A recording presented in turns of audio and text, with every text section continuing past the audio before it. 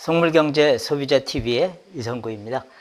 오늘은 무거운 주제보다도 최근에 많이 이렇게 시사적인 이슈가 됐던 것들을 중심으로 얘기를 해보려고 합니다. 우선 하나는 소위 인플레이션 감축법, 미국의 그거로 인해 가지고 한국의 전기차 수출이 보조금을 못 받게 됐다. 그래서 그 책임을 묻는 공방이 국회에서 이루어졌는데 그거하고 관련해서 한번 같이 여러분들하고 상황을 짚어보려고 합니다. 정부의 그 변명은 너무 급작스럽게 그 인플레이션 감축법이 통과가 되는 바람에 세계 어느 나라도 잘 몰랐다 하고 얘기를 합니다. 그 자체는 맞는 얘기입니다. 근데 조금 깊이 들어가 보면은 실은 그 법에 앞서서 빌드 백 베터 액트, 더 튼튼한 미국을 만든다는 법이 이미 작년 말에 통과가 됐었죠. 하원에서.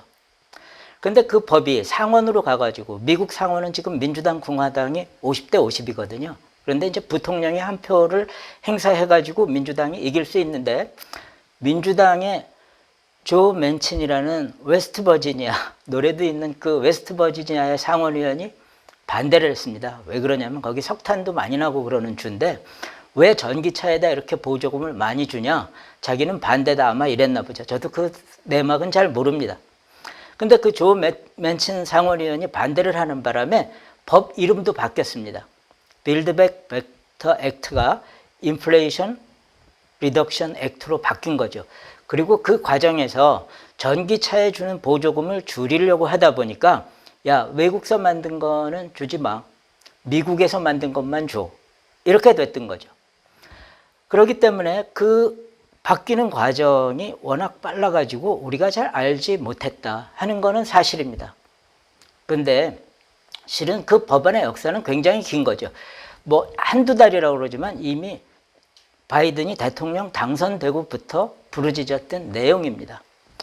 그리고 안타깝게도 사실 그 법안이 바뀌는 과정에서도 일론 머스크, 테슬라라든가 일본, 캐나다 이런 데 있는 회사들은 또 실리를 찾았어요.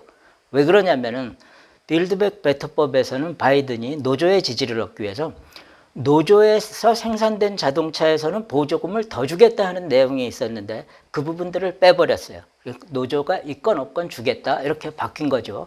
그리고 일본도 약간의 실리를 챙겼는데 일본은 이미 옛날에 그 하이브리드 차를 많이 팔아먹으면서 보조금을 받은 거가 거의 다 꽉 차 있었어요. 근데 20만 대까지 주겠다는 캡이 없어져 버렸어요. 그러다 보니까 일본으로서는 그래, 우리는 이제 새로 만드는 전기차는 미국서 만들면 되지.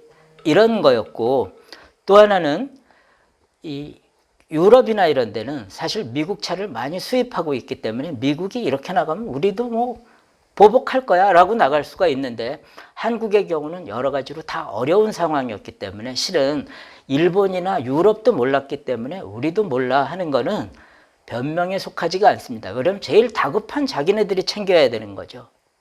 제일 다급한 사람들이 안 챙긴 다음에 쟤네들도 안 챙겼어요 얘기하는 거는 좀 무책임한 거고 국민을 향해서 어떻게 보면 세금 받아먹는 사람들이 할 소리가 아닙니다. 민주당도 하긴 국회에서 추궁을 하는데 뭘 제대로 추궁을 하지 않고 큰 소리만 쳐요. 그래가지고 반성을 하겠습니까? 어떻게 보면 이 정부로 하여금 이렇게 나태하게 만든 책임이 민주당에도 있다고 보여집니다. 그리고 더더욱 안타까운 거는 8월 6일 날 낸시 펠로시가 한국에 방한을 했어요. 바로 그때가 미국 상원에서 막 이 법안을 가지고 이렇게 저렇게 하고 논란을 하면서 8월 12일 날 최종 법안이 통과가 됐습니다. 그럼 바로 그 시기가 크리티컬 타임이에요. 낸시 펠로시한테 지금 이런 논의가 되고 있다는데 치포 동맹이니 안보를 강화하자고 그러면서 한국 뒤통수 치시면 안 됩니다 라고 전달했어야 되는 거죠. 그게 통과가 되건 안 되건 간에 그런 의견을 전달한 거하고 안 한 거는 굉장히 다르죠. 그리고 8월 12일 날 상원에서 통과된 법이 8월 16일 날 하원으로 가가지고 최종 통과가 되게 됩니다. 그렇다면은 낸시 펠로시가 방한했을 때 이 얘기를 했다면은 적어도 8월 16일 날 하원 통과하는 과정에서 한 번쯤은 고민을 했겠죠. 바뀌었을 수도 있는 겁니다. 그렇다면은 저는 지금 정부의 변명도 너무 무책임한 변명에 속하고 이거를 제대로 따지지 못하는 민주당도 한심하기는 마찬가지입니다. 결국은 우리 국민들이 이런 것들을 알고 제대로 비판을 해야지 이 정부가 아마 좋은 통상 정책을 세울 수도 있을 것 같습니다. 그리고 더 붙여 얘기하자면은 바이든한테 가가지고 부탁한다.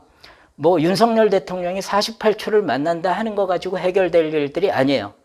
미국 내에 우리 친구를 만들어야 되는 거죠. 그 법이 그렇게 되는 과정에서는 웨스트버지니아에 석탄업자가 있었던 거 아닙니까?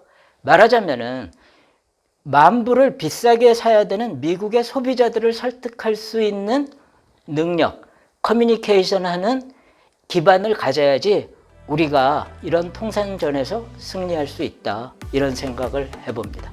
네, 경청 감사드리고 구독과 좋아요 부탁드립니다. 고맙습니다.